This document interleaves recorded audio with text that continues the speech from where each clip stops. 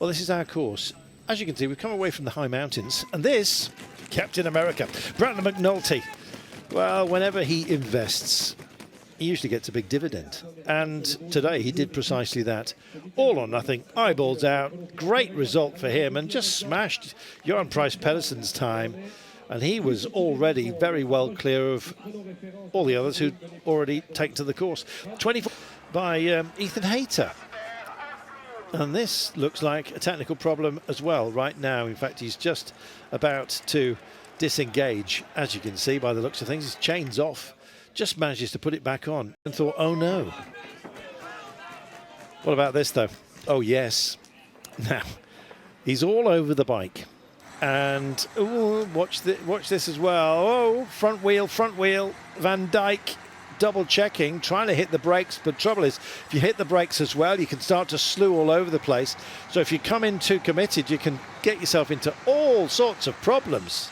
So I'm hoping that he goes well. I'd like to see Julien Alaphilippe go well as well, but to me, he looks like a man who's slightly all over the bike here and is not going to repeat the feat that he did in the prologue. Here is Carapaz. Well, Ecuadorian jazzy colours. I mean, you almost want to put your sunglasses on, don't you?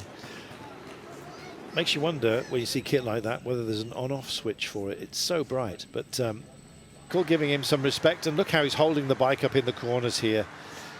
You just can't get the same lean angles when the road is in this kind of state. And he'll take this as well. There's another left-hander to come.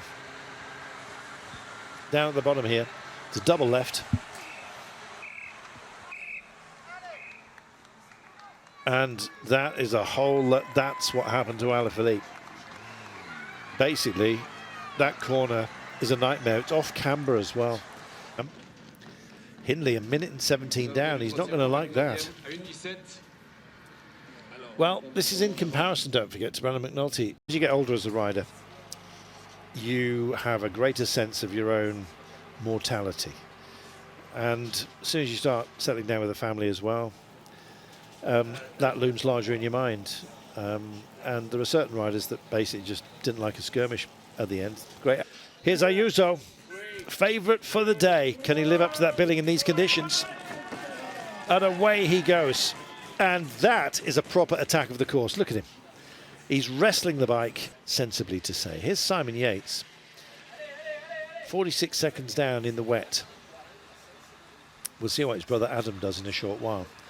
Carlos Rodriguez, we're riding with him as well. Here's Adam Yates. Now, let's have a look at his intermediate split, because in comparison to the other GC men, how good is it? 38 seconds down at the split. Let's have a look at some other splits of those who will be gunning for the GC. As Carlos Rodriguez. It's a great piece of kit, isn't it? Conditions. He has mustered something very, very special. He's really motoring. He's possibly going to get himself 5th place, I would have thought. And here it is, out of the saddle, ditches the position. 4th place it is for Ayuso. It's where our title will be decided. Lucas Plapp, Australian time trial champion, but just bettering some of the other GC men by a couple of seconds, a handful really.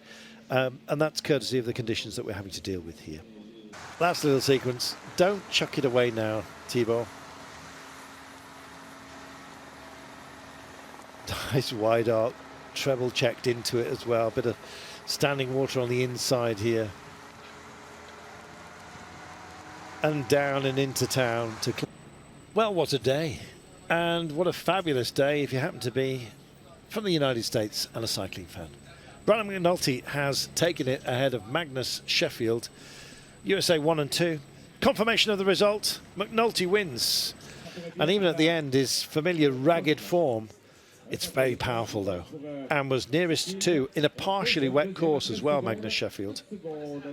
So of the 3 that went out there, he had the worst conditions for those who finished on the podium.